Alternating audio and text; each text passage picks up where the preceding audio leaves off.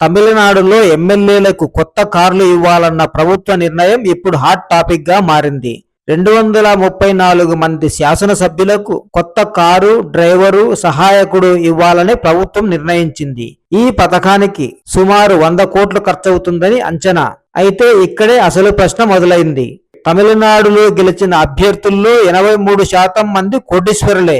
ఇప్పటికే భారీ ఆస్తులు ఉన్న ఎమ్మెల్యేలకు ప్రభుత్వం కారు ఇవ్వాల్సిన అవసరం ఉందా, లేక ప్రజాసేవకు ఈ వాహనం అవసరమా అనే ప్రశ్నలు పుట్టుకొస్తున్నాయి. ఇక ఎమ్మెల్యేల ఆస్తుల వివరాలను ఓసారి పరిశీలిస్తే 233 మంది ఎమ్మెల్యేల్లో 193 మందికి కోటి రూపాయలకు పైగా ఆస్తులు ఉన్నట్లు అఫిడవిట్లో వెల్లడించారు. కొన్ని పార్టీల్లో అయితే గెలిచిన ప్రతి ఎమ్మెల్యే కోటీశ్వరుడే.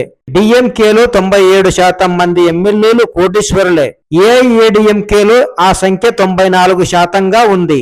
ఇక అధికార టీవీకేలో కూడా 77 మంది ఎమ్మెల్యేలు కోటీశ్వరుల జాబితాలో ఉన్నారు. అంతేకాదు చాలా మంది ఎమ్మెల్యేల దగ్గర ఇప్పటికే సొంత కార్లు ఉన్నాయని పార్టీ వర్గాలే చెబుతున్నాయి. ఇక్కడ మరో విషయం కూడా ఉంది. ఎమ్మెల్యేలకు ప్రస్తుతం జీతం, వివిధ భత్యాలు కలిపి నెలకు సుమారు 1,80,000 అందుతున్నాయి. నెలకు 75,000 రవాణా భత్యం, ఆర్టీసీ బస్సుల్లో ఉచిత ప్రయాణ సౌకర్యంతో పాటు రైల్వే ప్రయాణానికి ప్రత్యేక అలవెన్స్ ఇస్తున్నారు. ఇప్పటికే ఇలాంటి సౌకర్యాలు ఉన్నప్పుడు మళ్లీ ప్రభుత్వ కారు ఎందుకు అని ఇప్పుడు ప్రతిపక్షాలు, ప్రజా సంఘాలు ప్రశ్నిస్తున్నాయి. అయితే ఈ నిర్ణయానికి ఓ నేపథ్యం ఉంది. చాలా మంది ఎమ్మెల్యేలకు సొంత కారు లేకపోవడంతో నియోజకవర్గంలో తిరిగి ప్రజా సమస్యలు తెలుసుకోవడం కష్టంగా ఉందని విదుతలై చిరుతైగల్ కచ్చి వీసీకే ఎమ్మెల్యే జ్యోతిమణి అసెంబ్లీలో అన్నారు. దీంతో ఎమ్మెల్యేల కోసం అధికారిక వాహనాలు ఇవ్వాలన్న ప్రతిపాదన ముందుకు వచ్చింది. ముఖ్యమంత్రి సి జోసెఫ్ విజయ్ దీనికి అంగీకరించారు. ప్రతి ఎమ్మెల్యేకు కారు మాత్రమే కాదు, డ్రైవర్, సహాయకుడిని కూడా అందించే ప్రతిపాదన వచ్చింది. త్వరలో చెన్నై సచివాలయానికి పలు రకాల కార్లను టెస్ట్ డ్రైవ్ కోసం తీసుకురానున్నారు. అయితే ఈ నిర్ణయంపై భిన్నాభిప్రాయాలు వ్యక్తమవుతున్నాయి. తమిళగ వెట్రి కజగం టీవీకే ఎమ్మెల్యే కామరాజ్ ఈ నిర్ణయాన్ని స్వాగతించారు. తన దగ్గర ఇప్పటికే 3-4 కార్లు ఉన్నా అధికారిక వాహనానికి ప్రత్యేక గౌరవం ఉంటుందని చెప్పారు. మరోవైపు నామ్ తమిళర్ కచ్చి కోఆర్డినేటర్ సీమాన్ మాత్రం ప్రభుత్వ నిర్ణయాన్ని తీవ్రంగా తప్పుపట్టారు. ఎన్నికల అఫిడవిట్లలోనే చాలా మంది ఎమ్మెల్యేలు తమకు కార్లు ఉన్నట్లు ప్రకటించారని ఆయన గుర్తు చేశారు. అలాంటి వారికి కూడా ఉచితంగా వాహనాలు ఎందుకు ఇవ్వాలని ప్రశ్నించారు. ఒక్కో కారుకు 30 లక్షలు ఖర్చయినా 334 వాహనాలకు భారీగా ఖర్చవుతుందన్నది ఆయన వాదన.